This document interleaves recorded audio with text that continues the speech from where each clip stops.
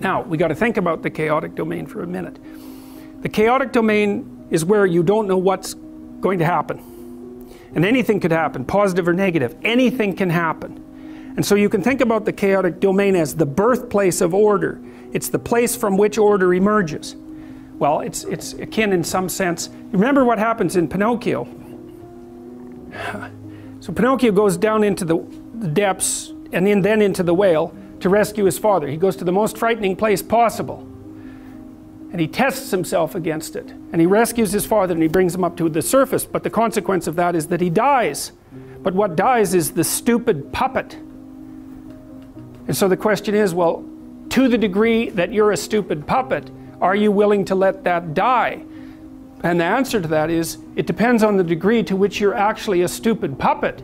Because the more that's true, the more of you has to die.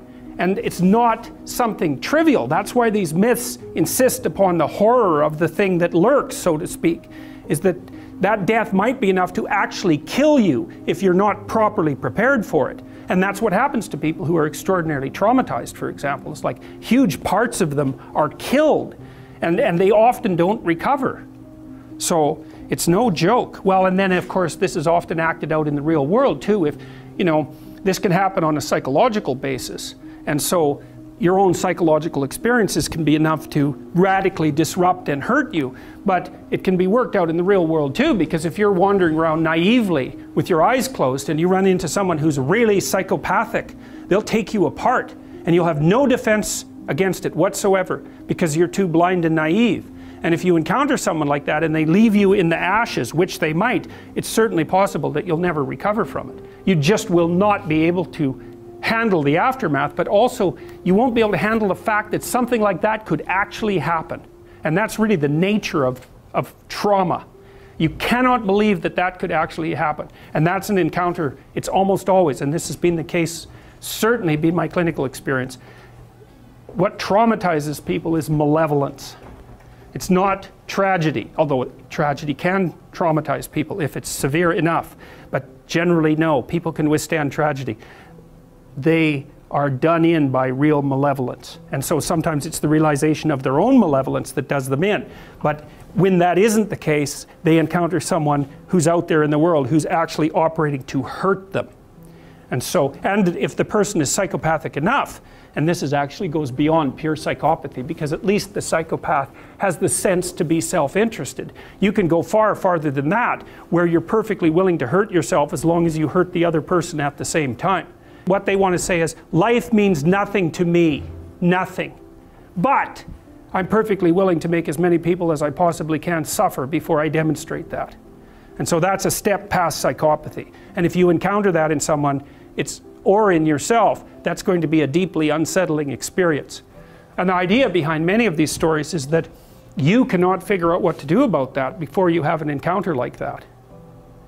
And if you think about that properly, that's as horrifying an experience as you can imagine, right? It's precisely that. It's as horrifying an experience as you can imagine.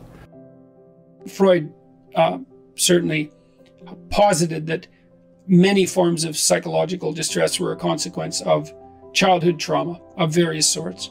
I think the existentialist take on that is more accurate, which is that life in and of itself is sufficiently harsh and full of betrayal and other forms of malevolence to cause any number of psychological diseases and produce any amount of aberrant behavior. So I don't think it has to be, it's not as if we all had childhoods without trauma that we would have grown up to be perfect adults. That's also a disguised form of Rousseauian philosophy, and Rousseau's philosophy is people are basically good, but culture makes them evil.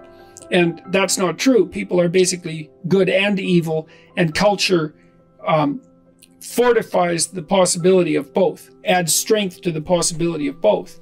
So I think that people are sometimes damaged in childhood in ways that need to be addressed in adulthood, but that there are plenty of other reasons for psychological and physical disorder. Genetic causes,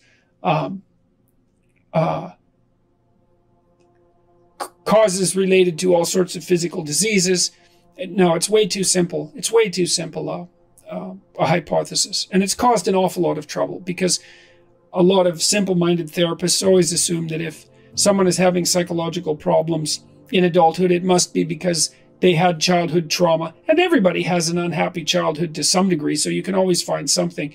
And so they dig and dig until they find or often invent something that, allows a single causal attribution. And it's just, life just isn't that simple, man. There's lots of reasons to be ill. Way more reasons to be ill than to be healthy.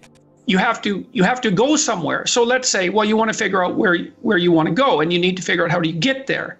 Well, the first thing you need to know, just like you do if you're in a car and you're trying to go somewhere, is, well, where the hell are you? And you might think you know, but you probably don't know because you're fragmented and fractured by the unresolved issues in your past. And so you're kind of all over the place. You haven't got your act together. Things have fallen apart around you. And so the first thing you do is you have to call yourself together. Well, let's define what processing means. Okay, so, let's say that you had a pretty painful history of being bullied when you were 13. And you're still carrying that with you. You carry it with you in your posture. You carry it with you in your assumptions about people. This is all implicit, right? It's not explicit. You carry it with you in the form of resentment and questions about what it might have been. And you carry it with you because you've been demeaned by it. But you're not 13 anymore. You're 40. And those experiences are not transferable in any simple manner to your current reality. So you go back and you think, okay, what happened? What exactly happened? And what happened means is, what were the causal pathways that put me in that position of vulnerability and inferiority? And you want to specify them as carefully as possible, because what the part of you that's hanging on to that wants to know is, have you changed enough so that that won't happen again? And if the answer to that is yes, even through thinking, you realize, well, I'm not that person anymore. Or you go back to the experience and you figure out, oh, this is what I did and I could stop doing that. Then the icy hands of that traumatic experience will release, that you will be released from it. Because what your mind wants to know, your unconscious mind, let's say, is, have you resolved this issue to the degree that it is unlikely that it will occur again? Partly what you want to do is to go over your past and figure out, okay, what stupid things did I do, or in what manner was I insufficient so that this negative destiny was more likely to visit me? Now, you don't assume that everything that happened to you was your fault or under your control. You do want to figure out, okay, well, if I played some hand in this and that could be rectified, well, then I should figure out how to rectify it, because then I won't be in this situation anymore.